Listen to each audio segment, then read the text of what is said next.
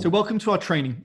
Great products start with the product vision, how to craft a compelling product vision for your customer in just 3 simple steps. So what we're going to cover specifically in this 30-minute free training is why most companies don't even have a product vision. 2, why and how this makes many product roles so frustrating and almost impossible, untenable in many cases. And 3, how to actually craft a data-informed product vision in just 3 to 5 days. So to start though, I'd like you to just use the chat to answer the following question. So before you do that, just check on your chat settings that it's sending to all panelists and all attendees so everybody can see the answers as we get started. So what I'd like you to do is just a quick exercise. Right, so every great product is driven by a unique product insight. Let's say for Google search, for example, it's access to the world's information in seconds, right? That's the thing.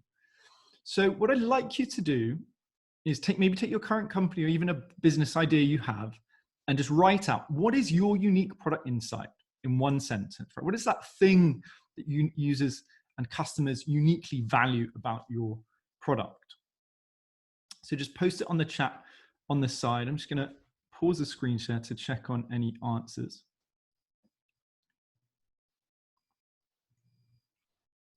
If you don't know what your unique product insight is, then feel free to post as well. Okay, so we've got Dora, product portfolio and order tracking. Okay, interesting. Credit ratings, Meggie, credit ratings prediction in the next 12 months. Yeah, okay, nice, I like that. Anna, satellite TV on the internet. Okay, interesting. Edin, customer satisfaction. Okay, quite broad, but yeah, I see where you're going with that. Okay, awesome. Just 5-second countdown. So growth capital at startup speed from Adam. Search engine that plants trees. Charlotte, yeah, great one. Ecosia, I know about you guys. We spoke about that last week. Dan, allow instant access to multiple currency accounts, quick and cheap currency exchange. Interesting. Andy, growth is the obsession of the times is the insight for us. Nathan, uses value fast and simple insurance, but price sensitivity is the most important factor. Okay, interesting. Cool. I'm going to go back to my screen share. So I'm not a fan of multi-screen, as you may have worked out by now. Excellent. Okay, so why do I ask? Because when many companies start with their first product, they tend to get the basics wrong. They tend to actually forget to ask this essential question in a surprising amount of cases. They look at the competition and try to base decisions off of them. So what features do they have? Right? What can we copy? What should we not bother with? How do we do a better, more simple, more enjoyable version of them? Where we're maybe a slightly different, but essentially similar product. And because we start by copying, because many companies start by copying, we carry on copying, right? That's the culture that is built. It's always one step behind. This is particularly true for anyone working in Germany. There's a huge discussion to have here, but working in Germany where a lot of business schools, MBA programs teach product in this way. It's, let's use a success case from the US, copy it. Where also most startup success stories tend to be copycats of products working well in the US. So Rocket Internet is the perfect example. Zalando sells clothes online, right? These were successful off the back of their US counterpart working effectively before. And copying works well for a while, right? But ultimately it will lead to a chaotic product environment and further down the line failure. Because if we never start with a clear vision of what we want to change in the world, nor for whom, there's no idea of really why we're doing everything in the first place, right? That means there's no alignment over what we want to achieve specifically, nor for whom, as I said. And this lack of alignment creates chaos as everything is really open to interpretation and sort of doing your own thing. So one founder thinks your organization is doing one thing, the other thinks the organization is doing another. The product manager is sort of off doing their own thing, trying to work out what maybe they probably should be doing. And there's this illusion of alignment at times as well. We may think we're talking about the same thing or the same vision, but we're not, and we're not explicit and specific enough about it. And as the company grows, this misalignment and miscommunication just make things more chaotic. Right? We see leadership with no idea really of what they want to achieve on a high level, because it was never really their vision. There was never a clear flag planted of where we're going.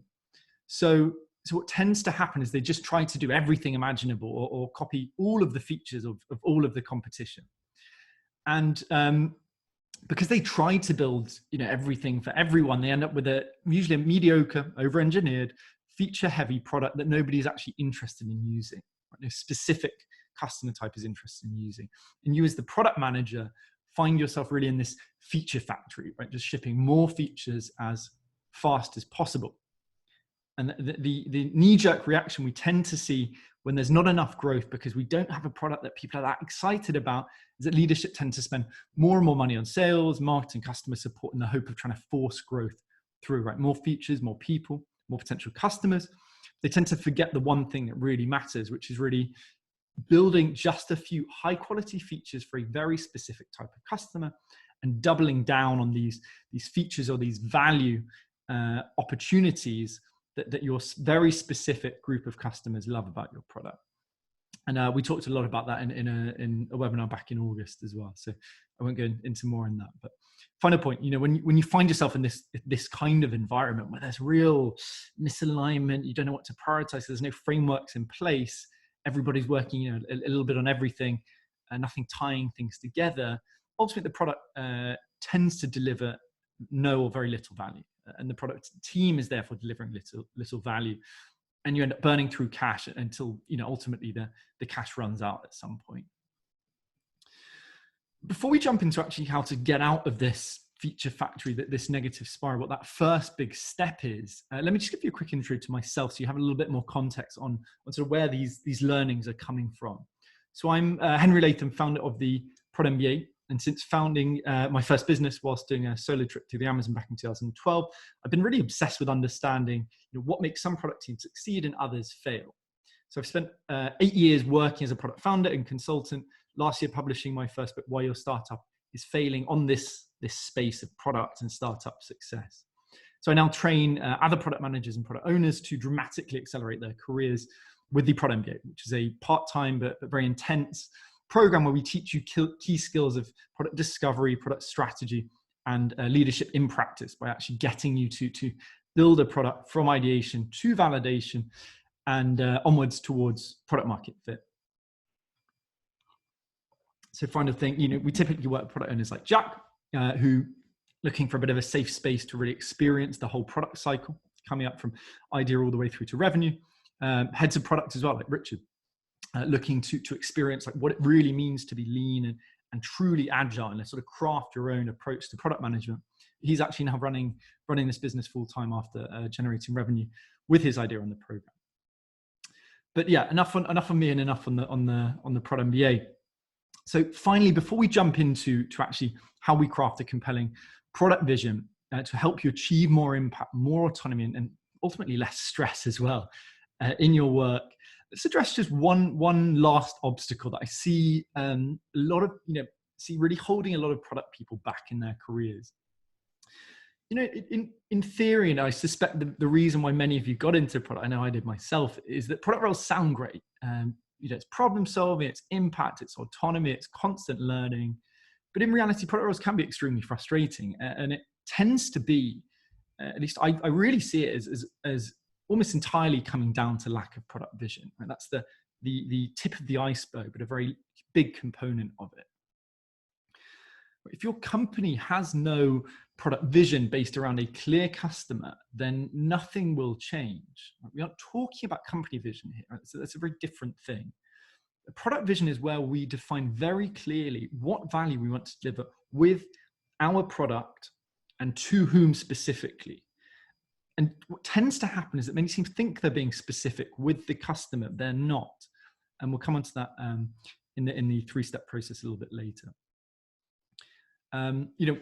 Without a clear product vision, we see this sort of leadership a little bit in chaos, and then that all trickles down to miscommunication, right? There's no strategy. Teams have no idea what they should be doing. And as I said, you're given maybe 5 personas to work with and no clear way of actually prioritizing. And you'll find yourself, as I'm sure many of you do, with other teams and stakeholders just putting pressure on you to sort of push their own agenda because there's no clear company agenda, or you're not empowered to pursue a clear product vision and product strategy to achieve that. And unfortunately, when your company operates that, it's not going to change overnight. right? And a lot of times things just simply won't change. So we see a lot of people job hopping in the hope that they're going to find another company that's different, or maybe sticking it out for just one more year in the hope of seeing change miraculously appear. But this tends to be a waste of time, right? And ultimately, unless the company has a clear product vision, the story is always going to be the same. And that's why, particularly in Berlin, I speak to 80% of product people I speak to feel very frustrated in their role because many don't have a product vision to work with. So they can't really do their job properly. It's a little bit chaotic. They can't prioritize. They can't manage stakeholders, but they'll still stick around waiting for something to magically change that. And I find many people, particularly product managers and owners, right, rather than these very senior people, limiting themselves or sort of blocking themselves from actually making change happen because of a few quite common beliefs. So things like, I'm too junior to have an impact. I'm not in senior management. And my role feels a little bit stagnant, but at least I don't hate it. So, I'm going to stick around a little bit longer. I'm sort of learning enough on the delivery side to, stick with it another year or so. But ultimately, I'm disengaged. I'm apathetic.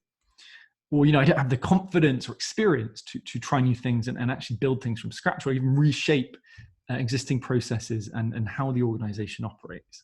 And in my view, these beliefs are really things that are holding you back more than you realize, preventing you having a lot of impact, right? Whatever the organization or constraints you might operate in, there's always things you can be doing to improve the organization. Right? We just need the right framework to ultimately make change happen. Right? And that's, surprise, surprise, we're going to come on to it now. So what we're going to cover now, how to craft a compelling product vision in 3 simple steps. So again, just to recap, why is product vision so important? Remember, the product is not just a set of features once somebody signs up for something. Right? It is everything. It's the whole experience a customer has when engaging with you as a business. It touches upon everything a company does, who we build awareness with, who we try to activate, sign up, whatever we call it, who uses the core features of the product. So therefore, we must be closely aligned really across the whole organization, like sales, marketing, product, customer support, around what change we want to bring about and for whom specifically.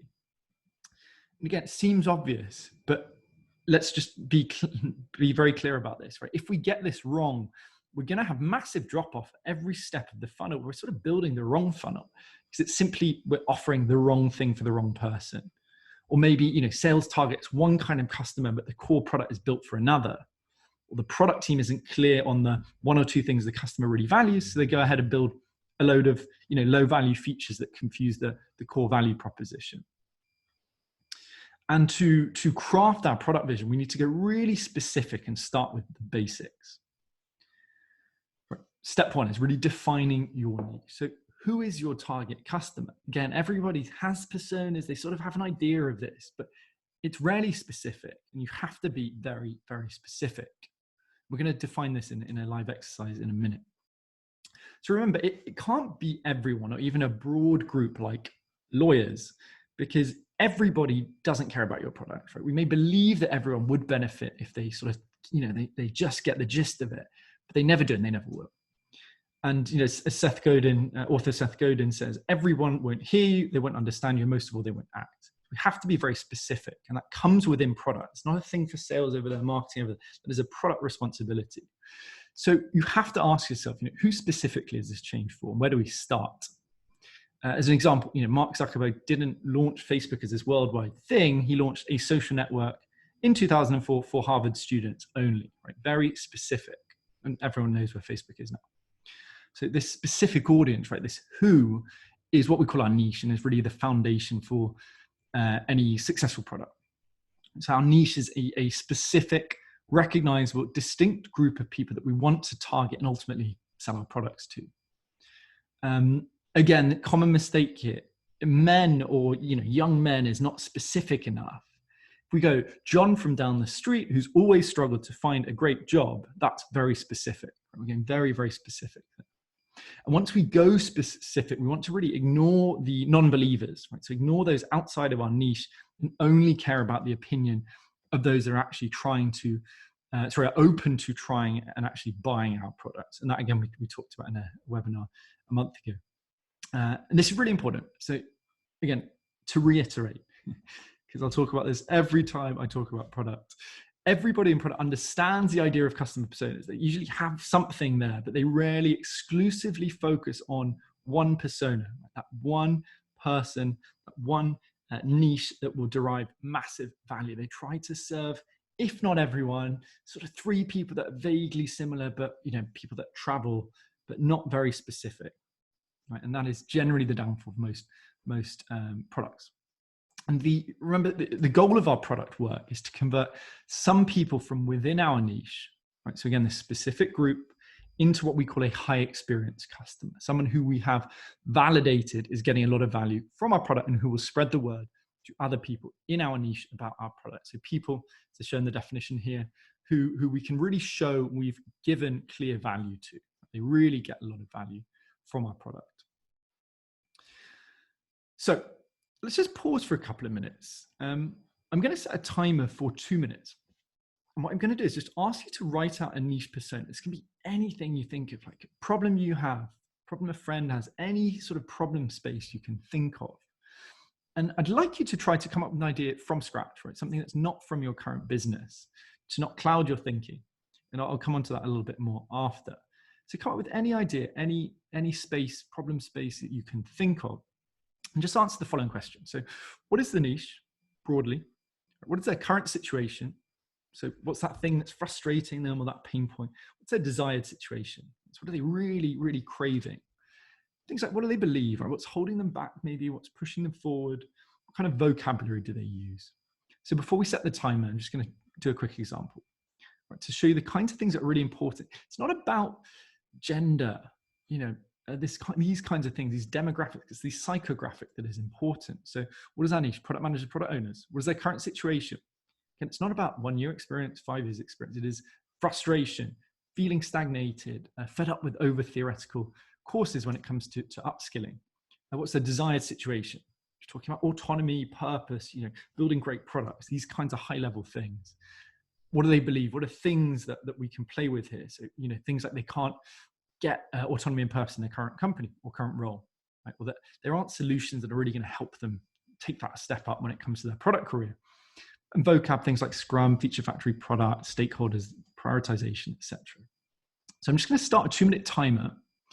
And again, I'd like you to just post your responses on the live chat. So just with these questions, if you're really stuck for time, just focus on the first 3. So what's a niche? What's their current situation? What's their desired situation? Let's see what we got.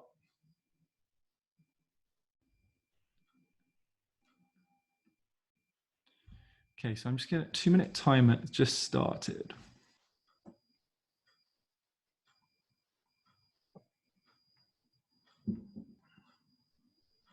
Okay, Anna, so what do they want? German speaking, tech-savvy German-speaking people. It's quite broad. Okay. What do you think? What's the core behind that, Anna? No, all good. No problem. What's behind that though? Because it's not about TV, right? What's a level down from that? Is it, for example, entertainment? Is it a sense of being part of a community, right? So, with series, there's a sense that this is a conversation thing. We're part of this group of people that share a common interest. So try and go a little bit deeper on that.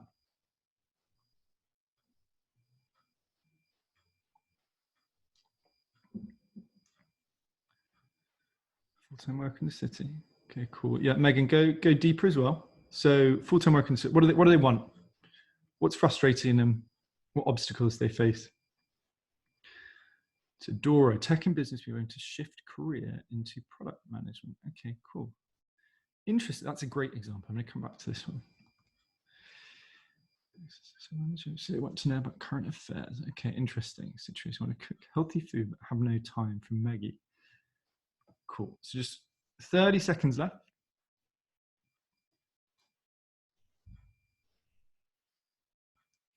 Cook healthy food, no time. Okay, so we got leaf random. Okay, excellent. I'm going to start going through these. So let's look at Dan. So niche, young professional people are not saving much yet. Situation, they are unaware of the value of long-term. Great niche. I like it. Yeah. So desired outcome, I suppose, is ultimately financial freedom as they get older. Just taking Dan's example here. Yeah. Sorry. Yes, I'm going to share the slides. Apologies. Sorry, I'm just going to share the slides, and we're going to have just another 20 seconds from that.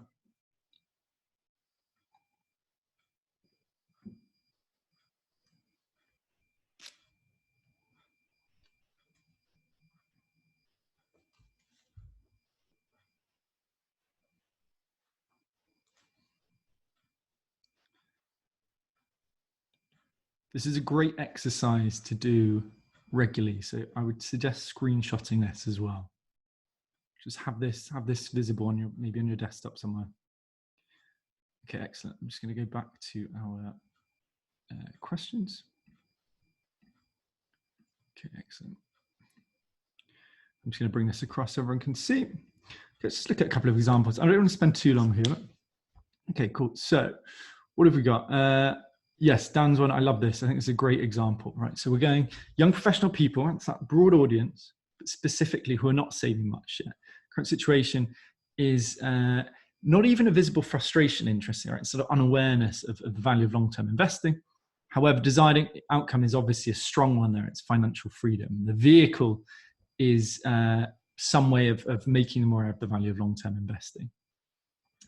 Okay, what was the interesting one I saw? Okay, so Edin, let's look at that. The bank wants to automate mobile banking for its users. It wants users to be happy. Some app that automates mobile banking. Okay, so this is a good example, is we're not getting deep enough here. So if we're talking about banking, automating mobile banking for its users, like what is the emotion, what are the emotions there? What do people want? Yes, the thing they're using is an app, right, for banking. But ultimately, if we understand their desire, it changes the conversation. Is it about financial freedom? And therefore an emphasis on maybe saving? Is it more about just understanding they're feeling a bit more in control of their finances? So is it therefore about showing how you spent your money over the last month? So when we get really specific on this and really understand like where are they and why are they frustrated and where do they want to go to, we get much better at positioning our offer in the middle, right? Saying we are the thing, as with Dan's example, we're going to take you from frustrated about your finances, we're going to take you up to financial freedom through the vehicle of teaching you about the value of long-term investing, as an example. Excellent. Other ones I'm gonna come back to after. I'm gonna leave these for now. But yeah, great answers so far. Excellent. Okay. So the reason why we don't want to start, sorry, one second, lost my notes. Excellent, here we are, okay, excellent. So one of the reasons I said I didn't want you to start with an existing product or business is I want to teach you about something called first principles. And this is really about approaching a problem from a place of logic rather than based on existing thinking or existing solution. Great example there was the banking app, right? So when we approach, let's say, a new opportunity space, we are thinking already about the solution, the banking app, and not about the niche, right? Not about who is this person, like what keeps them up at night, what frustrates them, and ultimately what do they want out of life, and then how would we best serve them for that?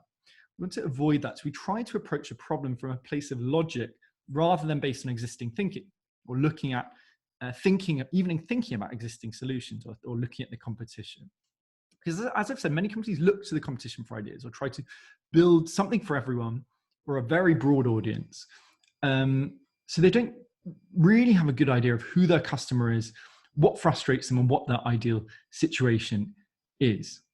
Right? And another quote from Seth Godin is, you can't come up with a product or service and then decide to market it. And everyone understands this in theory, but it's rarely put into practice. But this is, this idea of coming up with a product and then trying to sell it to someone is really what most companies end up doing. And instead, we need to, in practice, change our mindset, right? Not just in theory, to really focus on and actually obsess over who we want to serve first, and only then focus on how to serve them with the best solution.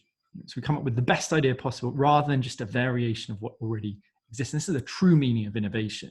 It's not about cool new technology and using AI and stuff. It's really about if today is day one, that no products have ever existed, how would we best serve our niche?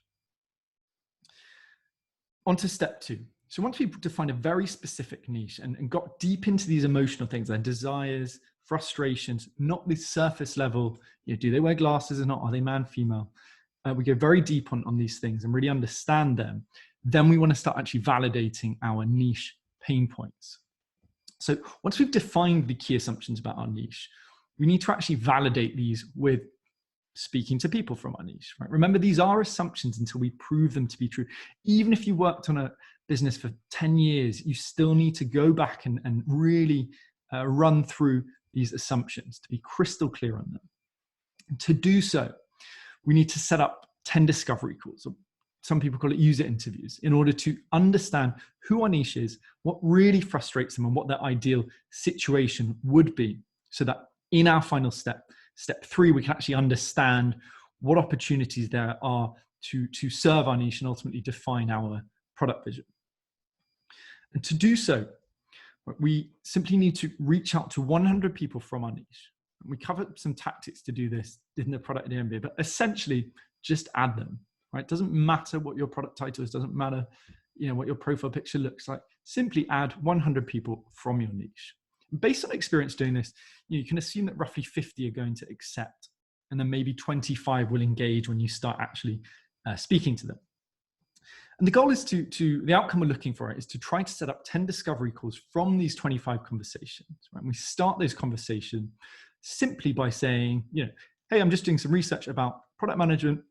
Would love a quick 10-minute chat. No solution, nothing. No ask, no sale. Right? Would Tuesday or Wednesday afternoon work? So keep it quite open, waiting for permission until we try and have a conversation, a longer conversation, or conversation over the phone or Zoom with them. And the higher conversion we see here, right, between this conversation to discovery call booking, the more acute the problem's likely to be. Right? If somebody's willing to give you 10 to 15 minutes of their time, they want you to find this. They want to learn about solutions, or they want you to come and offer them a solution for this. So it's a good indicator of whether we're onto the right idea or not. Then we can assume, let's say 5 will drop off or just forget. Right, once we get that sort of confirmation, that permission to move forward. So we aim for 10, and then we're going to get 5 calls. That's the action we're doing. Ultimately, the outcome we are doing, as I said, is to really understand these pain points. When we actually get to a discovery call, we want to cover the following questions. So we're going to keep it conversational and open, but trying to nudge the conversation to cover key points. We're trying to, remember this stage, exploring new ideas. Even if we have an existing product, it's being super open to everything they're saying and exploring every point. So, tell me a little bit about yourself. Can we place them in our broad niche? Are they a product manager, a product owner? Are they a young person with a bank account? These simple questions. What is the main challenge they're facing at the moment? So what is that current situation, frustration, pain point they have? Then we're trying to dig in a little bit more to that. So, how have you tried to solve this before? What past actions have they taken? What's prevented you solving this in the past? So what frustrations are we seeing? What beliefs are we feeling, maybe holding people back? What's really blocking them from moving from here to that ideal situation? And the final big question is, if you had a magic wand, how would you ideally solve this? So here we're looking for that ideal situation, trying to dig in and understand where they really want to go on a higher level, not what they're doing, right? What's that thing, that big goal they've set themselves? And we can therefore help them achieve. Now we're going to get into the specifics here. As I said, I'm going to send this out after so you can really get a feel for this, because it's a lot of information.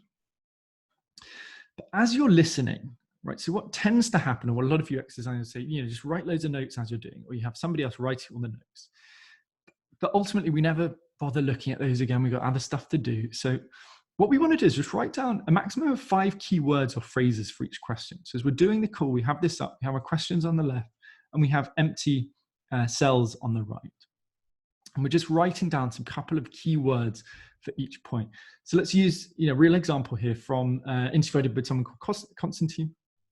Right, so as I'm writing, hearing he's a product manager, I'm picking up that he's frustrated from some of the words he's saying.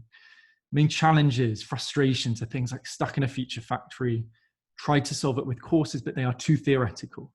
Right? Anything he's learned, he can't apply in his current role because he's in a feature factory.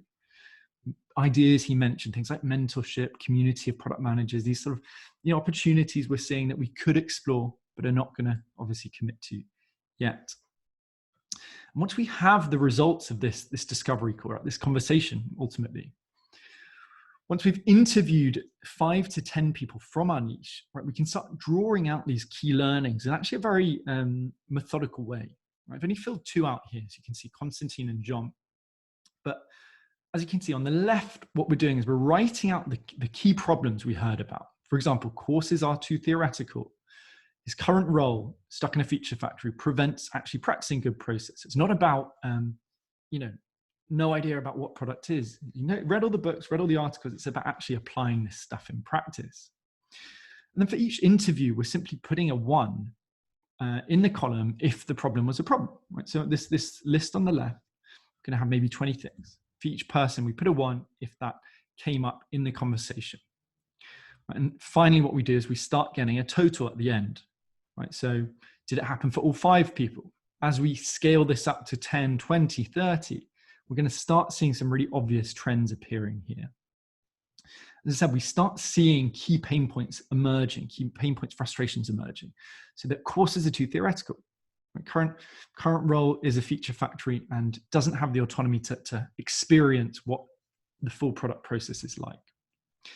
And we then use these learnings, right? So these aggregated pain points as the basis for step 3, right? Defining our product vision.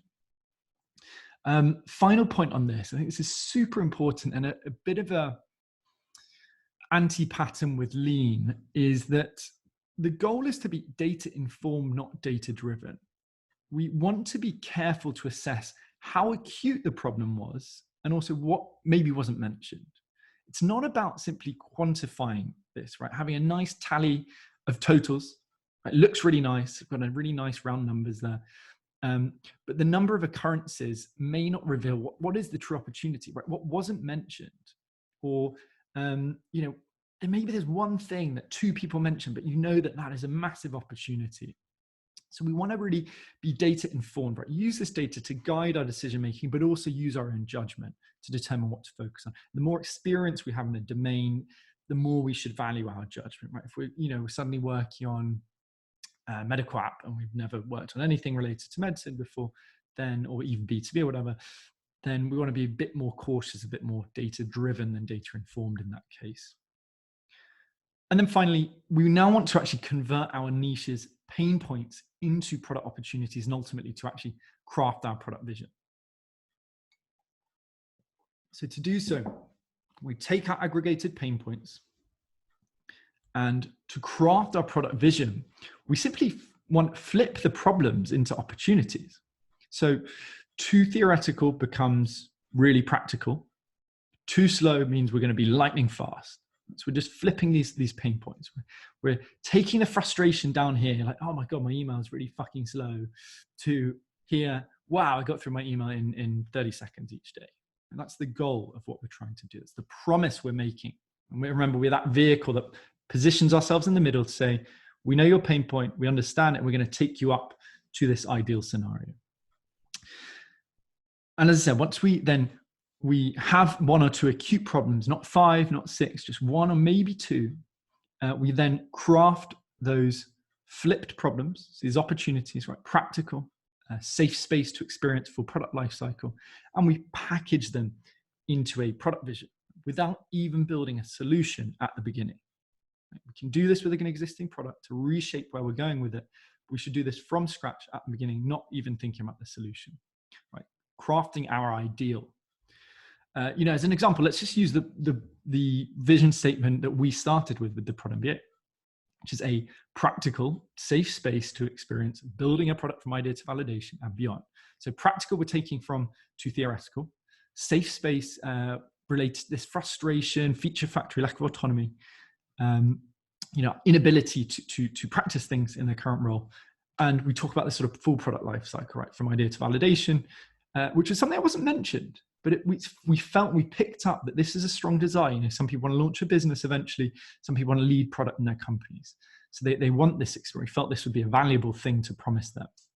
And notice, fast pace came up twice, but we left it out. Actually, we thought, if push came to shove, it's really about like practical learning over learning everything in a couple of weeks. And then we ultimately come out of this 3-step process, as I've shown, with should only take a couple of days to complete, particularly if you have an existing product with existing customers, with a clear, compelling, and data-informed product vision, like our ideal, the flag we're planting in the future to align ourselves. So, we've applied this at the Prod MBA to successfully bootstrap from idea to profitability in 4 to 5 months. But, we're not big fish. So a better example is to look at Superhuman. It's a far better example of the results you can gain from defining a really strong product vision. So Superhuman is essentially an email app. It's a simple email app. But Superhuman are able to compete with Google successfully and charge $30 per month because they, one, define such a clear product vision, right? The fastest email experience. Nothing else matters, just speed. And this is for a specific person. So very busy tech leaders or business leaders, right, who are very busy, who can't spend all their day on email. Right? So they just focus on that one pain point. They can now charge $30 a month for that specific audience. And they are delivering on the promise. So they are growing, and they have a wait list of 250,000 people still. Right? And I think already quite comfortably profitable. Right, and that's it. That's how you can create and actually validate a product vision from scratch with no product, no team, no nothing, to align and direct your product efforts, whether, again, starting with a new business or simply aligning the efforts of your company. Right? Sales, marketing, product, all of these different teams need to have that clear product vision. Yes, we need to think about differentiation. Yes, we need to think about feasibility risk. Can we actually deliver? And yes, we need to think about our strategy. So, what are the specific steps we need to take to actually achieve our vision? If we have this big monolith existing company, existing product, we can't just scratch, destroy everything, start again, right? What are the steps we're going to start taking to moving towards this ideal, this product vision, and ultimately extremely happy customers who will pay us a lot of money for our product? So we have these problems we need to think about, but it all starts with understanding what unique value we need to create to delight our customer, and in so doing, generate revenue for our business. And as we've just covered, it starts with these 3 simple steps: define or redefine a very specific, distinct niche. 2, to interview your niche to validate your 1 or 2 acute pain points. And 3, to just flip those to 1 or 2 opportunities to focus on and craft a single product vision statement to guide your team's efforts. So we've only touched upon how to implement this framework, right? This is really step 1, right? Laying the foundations for product success during this free training. But hopefully you can see the potential. I think ultimately it consistently leads to for your business, just much better product decisions, much more effective organization, less stress. You can actually prioritize and align people for once, whatever your organization is like. And hopefully you can see the potential for yourself, right? If you are the one, if you can learn how to align your company around a clear, compelling product vision, maybe just starting with your product team, then moving out to sales and marketing, and then the whole organization, you will have a disproportionate impact on your company and on your business, right? Regardless of whatever your title is in the business. And again, by delivering massive value, you're going to line yourself up for rapid promotion, greater autonomy in decision-making, and ultimately more purpose as well through actually delivering better products, right? Products that people love, rather than having a load of customers that are sort of lukewarm about it. Yeah, I suppose, how many of you will actually now put this into practice into your product team organization? Yeah, maybe 1, maybe 2, hopefully a couple on the program itself. Sorry, Wolf, I'm just finishing up the presentation in 2 minutes. But as I said, learning cannot simply come from theory. Being highly effective cannot come from theory alone. It must come from doing, from putting ideas into practice, really measuring results, learning from those results, and iterating to do better next time. So if therefore, you're serious about fast tracking your product career, then the Product MBA may be for you, right? Providing you with this safe space, practical, hands-on environment to truly develop your product strategy, discovery, and leadership skills. So before we go into the Q&A, and as I said, to really learn how to build something from nothing to really deliver value within your role, and go beyond this sort of first step that we've covered today. If you think you would be a good fit, then I'm inviting you to a free session to essentially understand, where are you at, where do you want to go with your product career, and ultimately whether the Product MBA is going to be a good fit to help you get there. And there are only 2 places left. We're starting next Monday. So if you'd like, just use the link here. I'm also going to post it on the chat to book a call and see how we can help you in your product career. So thank you very much for listening. We're now going to cover some questions. Just have a sip of water as well. 1 second, I'm just gonna get these questions up. So any questions, feel free to post. I know a couple might have got lost up above. So if you posted one previously, please just copy paste it now, and I'm gonna start working. I'm gonna start working through some of them.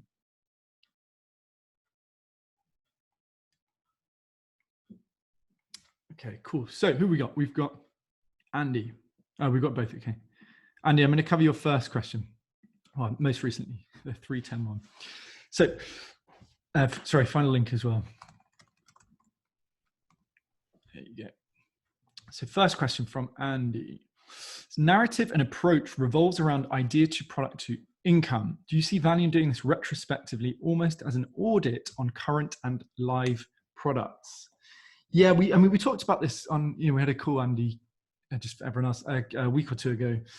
So ultimately, it is one of the reasons we structure the Product MBA around you coming up with your own idea rather than applying it in your business or coming in, let's say, as a consultant, is that I think ultimately we want to remove a lot of obstacles, right? So a lot of product management is things like stakeholder management. Right? We can't give you a playbook for that. Every company is different, every context is different, every culture is different. It may simply hinge on your boss just being really difficult, but the rest of the company is great. So it's very difficult to sort of give you a playbook to put this stuff into existing organizations. So part of the logic is that with the product, we give you a sort of free run to craft your own approach to product and really understand, like, what are all these building blocks and how would I restructure the organizational product teams. However, the logic of that is not simply to go through the hoops, come out the other side and say, great, that was fun. It is ultimately to apply these into your business. Now, the hard part is that obviously we want you to see value very quickly, which is why we get you to do it in isolation, working your own product, because every week you're going to see, like, oh my God, wow, the value of simply having a product vision statement, for example. Really easy to start conversations with people because they're really interested, right, when we're reaching out to our niche. So you start to see the value of these things in practice. But yes, it is very valuable coming in and auditing. As I said, ultimately, if the organization doesn't have if it's foggy on it, even if you have big market share, companies can come in and start chipping away at that. Right? They're going to go more specific. Let's say we're looking at, let's say people wanting to get a mortgage. You may be the dominant player, but somebody's going to go more specific and start taking those segments. So even on a high level, if you're, let's say, head of product at a large organization, each of your product lines need to be very specific about who they're for. People will start coming in and taking market share. So yes, it's very important to audit and go through your live product, but it will take longer. You're going to come up against more obstacles. And I think ultimately it then becomes harder to motivate yourself to really persist with it, unless you've seen the results of doing this separately or in isolation, let's say. Wolfram, yes, okay, so I'm trying to understand our niche. I mean, I suppose there's a question in that is, Wolfram, maybe whilst I address another question, like, what is the challenge for you in understanding your niche? And that's maybe for other people as well. I saw a lot of surface level, without criticizing, surface level niche analysis. But what do you think is the challenge there? I'd be interested to know and maybe address some of those questions. Edin, what makes a successful product? Oh my God, that is a big old question. What makes a successful product manager? So there is a framework where we can look at, it's the 12 competencies of product management. We have like 4 segments, things like customer insights, so how are we speaking to customers and getting insights from them, stakeholder management being another, delivery being another, and the final one, oh my God, completely lost it. I'll send it out tomorrow. I can't remember. Ultimately, there's lots of things you need to do, and you're never going to be good at all of them as a product manager. So you're going to have some people. For example, I'm not a delivery person. I don't enjoy looking into like deep complexities of like how to handle external APIs and B2B solutions. I really like discovery and the 4-segment strategy, product strategy. So what makes a good product manager is ultimately, do your skill sets match the kind of role you're in? So, if I go into a delivery focused role, like I can do it, but I'm not going to be great at it. If I come into very early stage startup, helping them like map out, okay, what are we doing here? Then that's where I see value, right? Because product strategy and customer insights, all of that discovery work. So come back to your question of what makes a successful product manager, like lots of things. And I'll send out those 12 competencies tomorrow. I think ultimately, it is wrong to assume that product management comes down to past experience and like tangible skills. We say hard skills, like can you program? Are you technical? Do you know SQL? Do you have a design background? For me, the best product managers tend to be ones that are ultimately your soft skills are very good. You can organize well, you can communicate effectively. Things like, are you calm under pressure? How do you manage your time effectively? Are you good at focusing on what's essential rather than getting a bit overwhelmed and trying to do everything?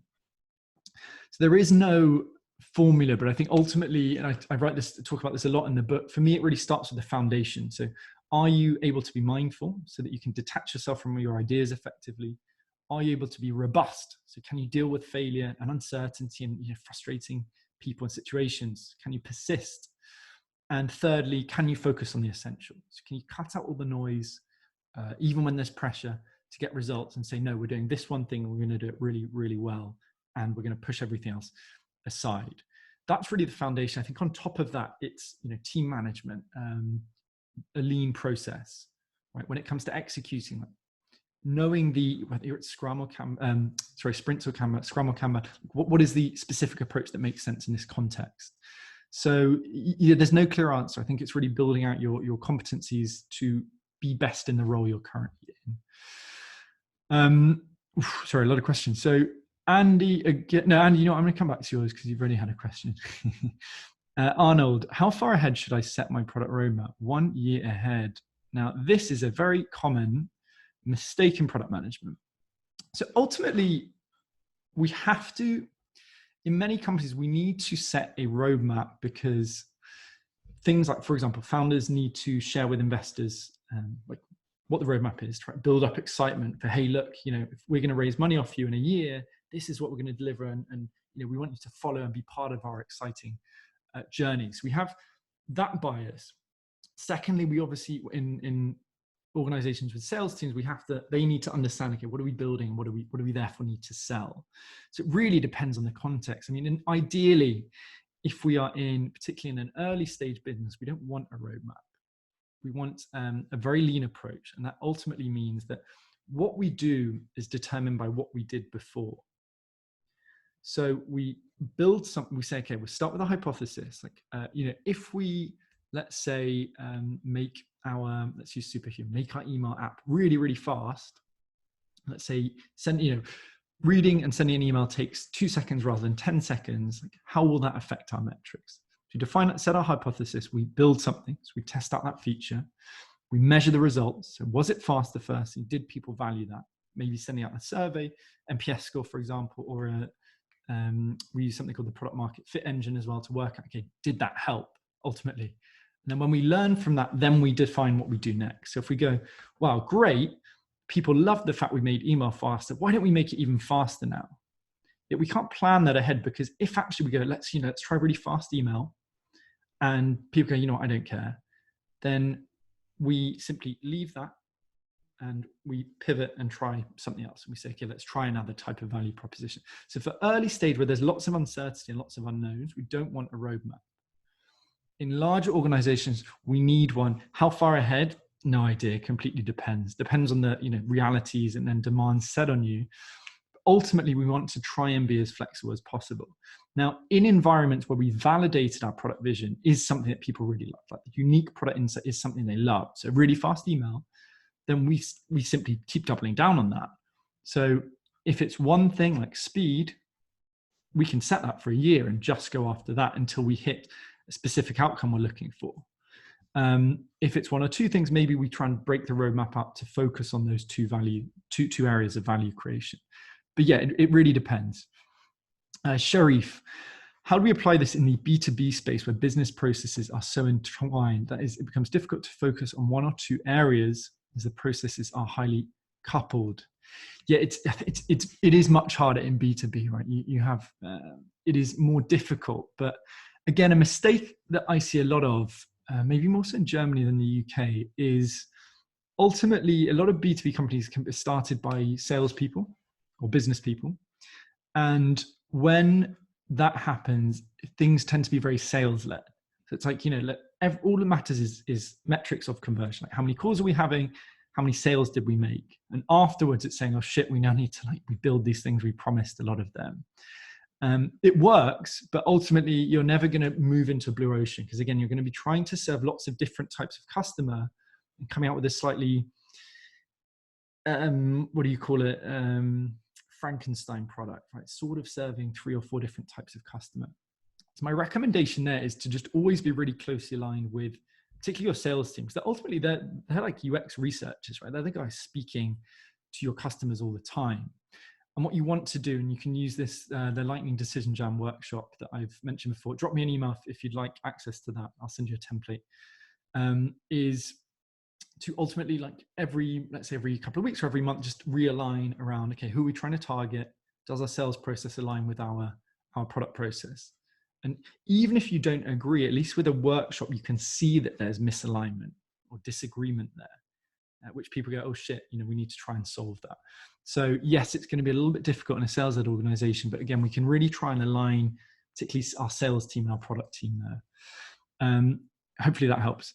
So Dan, any tips for doing this in a B2B org that's highly, so similar question. Yeah, I mean, ultimately, there's a lot of what do you call it? Ultimately, when we set a metric, people are going to follow it. So if we say, if sales are over here and their metric is purely revenue, they're just going to get any sales that come through the door. If, however, we tie product success to sales success and really align those things, usually that comes with starting with a good core product team, then it's really difficult, right? You're always going to have misalignment because the incentives are very different. Completely different. So it's going to be pulling the organization in different ways, 100%. So I think, again, effective workshops. We spoke to Alfonso Fiore, who's head of product at AirAsia. He has a nice tip where he simply sends an email out to, let's say, all the heads, head of sales, head of marketing, etc., and says, okay, here are 10 priorities that I've seen. Please rank them for me. So he measures misalignment by saying, okay, here's what head of sales rates as priorities, here's what head of marketing rates as priorities, here's what I think are priorities. And then by seeing that, trying to really sort of tie people together and make them aware that there's misalignment and then try and agree around a specific solution. And there, as I said, the Lightning Decision Jam is an effective 1-hour workshop that can really help you do that on a regular basis. Edin, do you have any advice for test engineers who want to become PMs? I'm working as a test engineer. I know all the product best. I'm currently helping PMs and POs with their tasks. Yes. One thing that I observe, not always true, but as a general rule, is coming from a technical background, particularly testing, it is easy to think that your job is about efficiency, right? So making delivery faster, like let's get more features done faster and make sure they're good quality. It's important, but it's project management. It's a small part. It's a quarter. If you look at the 12 segments of product management, it's really a quarter of what you should be doing. Ultimately, the role of the product manager is like, how do we create value, not just for the customer, but also for the business? So it's things like product strategy. What are we doing on a high level? Why? Does it tie into our company strategy as well? So it's a much more high-level strategic approach, whilst also focusing on the competencies you probably already have of delivery.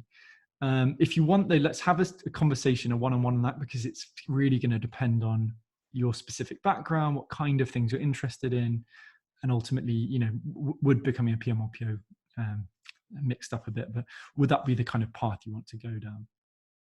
Tom, when is your approach the best approach when it comes to business, when it comes to groups? Is it still the best approach for R&D intensive businesses? Yeah, I mean, ultimately, it's always easier to come in with frameworks when there's not an existing business there. The difficulty, as I said, with existing businesses is it depends on the context completely. And there's so many factors there. But you still need to apply these principles. Again, coming back to first principles, just because a company is a bit of a mess doesn't make it fine for it to still be a mess. We have to try and apply these frameworks to get us out the other end.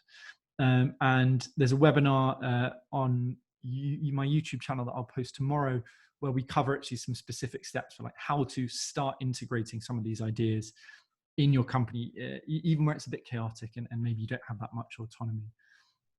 Wolfram, we have a very strong core product, but when looking at related products, we run behind the competition. Here we should step back and analyze, define the niche, and avoid just running. Exactly. I mean, you're aware of the problem. Now, ultimately, there's two parts, right? I think when you're aware of the problem, you have to try and solve that.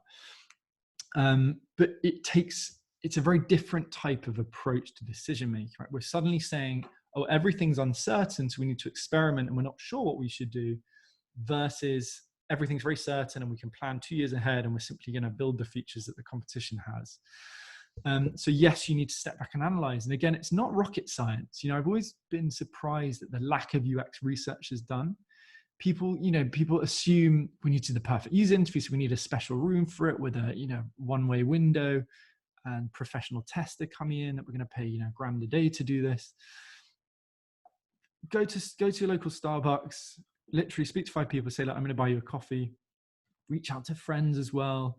If you're doing usability tests, for example, even if they're not in your niche, you're going to pick up quite a lot of problems there. But sorry, on a high level, talking about discovery calls, have 5 conversations with who you assume your core niche is. Even if you're not sure, right? So say we're saying like it's students and we don't have a clue what specifically within that group, what the problem is, what the frustrations are. If you speak to 10 students, you're going to start learning, oh, actually, okay, well, there's 2 here and that's a sub niche. And these guys are specifically looking for, earning a bit of extra, frustrated because they have no money and they want to earn more money, get more status from their friends, whatever that is. So maybe we go after them. So it's having lots of broad conversations and you start honing in. Exactly the same thing with our journey with the product MBA. Like we didn't start with an idea around building sort of practical training program. It started by just speaking to lots of product managers and actually HR product managers first. And you start just learning and getting these little insights and inklings of which direction you should go in. So I would say just speak to 10 people, even if you don't know your niche yet, and you're going to start then refining it and getting better at working out who it really should be that you focus on. Giselle, how do we identify which requirements are truly a customer value add to add to the product backlog? When requirements. Again, it ultimately comes down to having a very clear idea of your niche. So if you clearly understand like who your niche is and who it is not, prioritization generally becomes very easy. If we have lots of conversations, again, part of the product management role is representative product, right? Sort of acting as product owner there, the voice of the customer. When you understand the customer very well, this is why the product manager has to do the user interviews and even the usability test. It becomes very obvious actually what things make sense and what don't make sense. So I always just say, again, just speak to customers. Well, I think I saw a study recently, it was like 85 or 90% of product managers know the importance of speaking to customers, but say they don't speak to them enough. So you just have to prioritize it, however busy you are. Okay, so Arnold, so I'll come back to Dan after Arnold, and we're going to wrap up just in 2-3 minutes, by the way. Final question from Arnold. Is there not a risk of leaving people out of our product story vision if there's nothing to look forward to? Sorry, is there not a risk of leaving people out if there's nothing to look forward to? Yes. So sorry, I think what you mean there is if we go really specific, like, are we picking the wrong audience? Yes, that is a risk. But ultimately, we don't know until we've clearly gone after one, and we've done that in a way where we are setting a hypothesis. Like, okay, so firstly, for example, write out, who do we believe our niche is? Is it true, these things that we're saying about that? Right? Do we get that from 5, 10, 20 conversations? And if we start building for them, have we mitigated feasibility risk, right? So is this actually working as it should? Is it really delivering the core value? Is it usable? And can they understand the core value? So when we're looking at value risk. And ultimately, if we've answered all those questions, we could, like, simple app works as it should, users getting to core value and then just not coming back, then we can pivot quite quickly. Now, again, the danger and the mistake I see endlessly companies making is that they think it's a safer bet to bet on 5 audiences rather than one. But if we do the 5, we're going to create this sort of generic product. We're going to try and force growth, but raising investment, spending all the money immediately on sales and marketing, but not ultimately building something that's really going to have high growth potential. So yes, but we need an effective, lean, iterative framework to make sure we're testing it in a methodical way, rather than just throwing lots of ideas out there, panicking and switching to another one without actually learning about that niche and saying, no, that's not where we need to go. Let's now try something else. So being very methodical. Final question. Dan, thanks for that. Yeah, you can quote me on that. Excellent. So sorry, final question. I'm going to just quickly go back to Andy then. So, like the chicken and the egg, which comes first, product vision or the product portfolio vision? I'm essentially going to start with each product in isolation, crack that product. Yeah, I mean, it depends on the organization. So, like, ultimately, we need a company vision. When it's a company that has one product, then the company vision, the product vision are the same. So Superhuman's a great example, right? They just have an email app and it's lightning fast, and that's their vision. If it's Airbnb, it's more about high-level company vision, creating, connecting the world. Specifically for each product, though, it is amazing accommodation experience or amazing group experiences, right? Something where you're, learning how to make an omelette in Spain with a Spanish grandma, that kind of thing. So ideally, we start high-level company vision or product portfolio vision, but ultimately, we also need to do what we think is going to work. So starting small with one product and then showing, hey, look, just by defining that vision, we started to immediately just aligning makes sense, prioritization's easy. Everyone's reading from the same hymn sheet. Then we can go, well, look at this. Hey, see how this worked really well. And sorry, my microphone just changed randomly. And and then we use that as a use case to roll out. Same thing with building really a lean cross-functional product team, is simply say, hey guys, let's test this out. Right? How about, rather than planning a year ahead, let's just try and be lean and use a framework that we cover in the product MBA to actually set experiments, define what we're going to build, measuring results, learning from them. Just by doing that, you're going to see results. So you want to start small and then roll it out. I think that's the key with larger organizations. So, sorry, that ran over a lot of questions, which is great, really awesome to see. And as I said, so what I'm going to do, tomorrow probably, as I'm going to send out the slides, I'm going to send out a lot of the resources I mentioned. So the framework we covered for defining your niche, for validating pain points, and thirdly, actually defining your sort of unique product insights. I'm also going to send out a couple of the videos I mentioned, the Lightning Decision Jam workshop as well. And as I said, I hope you guys enjoyed that. That was fun for me, at least. I hope I answered a couple of your questions as well. And that's it. As I said, we still have 2 places available on the product view. So if anyone is ready to really sort of step up, then I'm going to post the link again. Even if you want, sorry, I'm just finding Edin. Again, feel free to book a call. We'll have a conversation about where to. I don't think you'll be ready for the product MBA yet, but let's put you on the path of working out where the product might be the sort of role for you. More than happy to help cover any questions. Again, any conversations you want. I'm always on LinkedIn, so feel free to just drop me a message as well. Thanks so much for the time, guys, and hope you have a lovely afternoon. And I'll send out a video tomorrow. Yeah, Ronnie, I'll be sending it out tomorrow with a couple of nice resources as well. Edin, no worries. Glad it helped. Hopefully it gave you a bit more clarity. No worries, Ronnie. So thank you everyone for the questions. Thanks, Sam. Glad you enjoyed it as well. Cheers, Dan. Hopefully see you Friday. And yeah, so I hope to see a couple of you guys Friday actually for our first London meetup. Should be great. No worries, Arnold. No worries. As I said, yeah, if you want more answers on that question, just drop me a message on LinkedIn. Cheers, Wolfram, as well. Perfect, guys. Thank you so much. Bye.